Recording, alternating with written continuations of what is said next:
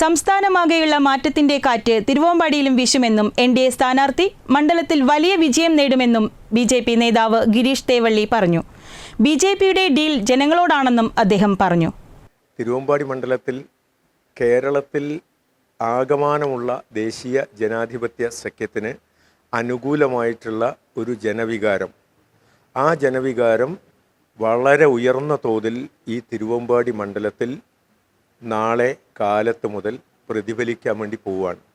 കേരളത്തിൽ മൊത്തം നടക്കുന്ന ഈ തെരഞ്ഞെടുപ്പിൽ എൻ.ഡി.എക്ക് അനുകൂലമായിട്ടുള്ള വലിയൊരു തരംഗം നിലനിൽക്കുന്നുണ്ട്. ആ തരംഗത്തിൻ്റെ വലിയൊരു അംശം ഞങ്ങൾക്ക് തിരുവമ്പാടിയിൽ അനുഭവിച്ചറിയാൻ വേണ്ടി സാധിച്ച ഒരു തെരഞ്ഞെടുപ്പ് പ്രവർത്തനമാണ് 23 ദിവസക്കാലം കൊണ്ട് ഞങ്ങൾക്ക് കാണാൻ സാധിച്ചത്.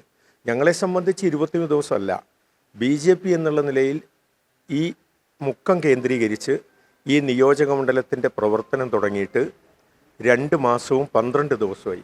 ഞങ്ങൾ നേരത്തെ ഓഫീസ് ആരംഭിച്ചു. 2 മുന്നണികളും പ്രവർത്തനം തുടങ്ങുന്നതിന് മുമ്പ് തന്നെ ബൂത്ത് കമ്മിറ്റികൾ, 4 ബൂത്തുകൾ ചേർന്ന ശക്തി കേന്ദ്ര ഘടകം, അതിൻ്റെ മുകളിൽ ഏരിയ ഘടകം, 2 സംഘടനാ മണ്ഡലത്തിലെ ഏറ്റവും കേഡറായിട്ടുള്ള ടീം, ഇത് ഏതാണ്ട് 2 മാസം മുമ്പ് തന്നെ ഞങ്ങൾ സെറ്റ് ചെയ്തു.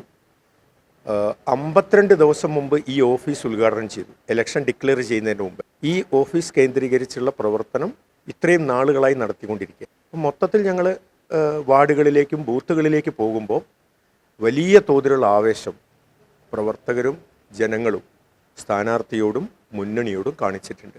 തീർച്ചയായും 2020 എന്ന് പറയുന്ന പാർട്ടി ബി.ജെ.പിയിലെ എൻ.ഡി.എയിലെ കേരളത്തിലെ ഏറ്റവും നല്ല ശക്തിമത്തായ, നല്ല സംഘടനാപരമായിട്ട് പ്രവർത്തനമുള്ള ഒരു സഖ്യകക്ഷിയാണ്. പ്രത്യേകിച്ച് എറണാകുളം ജില്ല കേന്ദ്രീകരിച്ച് അവർ കുറേ പഞ്ചായത്തുകൾ ഭരിക്കുന്നു, കുറേ പഞ്ചായത്തിൽ പ്രതിപക്ഷമാണ്. സാബു എം ജേക്കബും രാജീവ് ചന്ദ്രശേഖരും ഉൾപ്പെടുന്ന ടീം, അതേപോലെ തന്നെ ബി.ഡി. ജയസിൻ്റെ തുഷാർ വെള്ളാപ്പള്ളി ഉൾപ്പെടെയുള്ള ടീം. അപ്പോൾ ടീം എൻ.ഡി.എ ആണ് തെരഞ്ഞെടുപ്പ് നയിക്കുന്നത്.